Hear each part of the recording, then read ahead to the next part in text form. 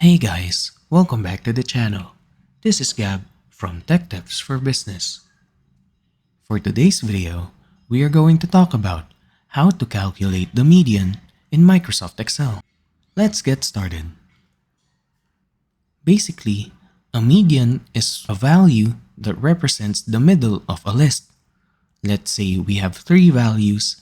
Microsoft Excel would print out the second value within the list. Now, in case of an even number of elements, Microsoft Excel gets the 2 middle values and gets the average of it or the mid value of it. To actually show what the median function does, let's go ahead to an example. Let's say we want to get the median of 4, 5, and 6.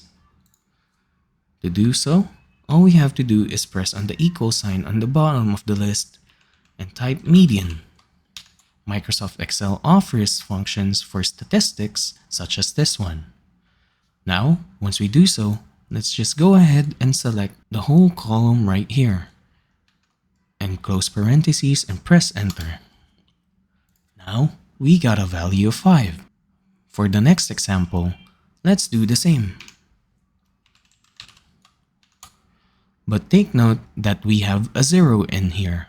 A 0 can be counted as an element if manually inputted in Microsoft Excel. The blanks are not considered as there are no values at all. Now, if we want to compute this manually, what we'll get is, since we have 4 values, let's take the 2 middle values, which is 4 and 5, and get the average or midpoint from 4 and 5. By manually calculating, we should be getting 4.5. Now, if we select the whole column and close parentheses, we got a value of 5. Why is that? It's all because of our formatting.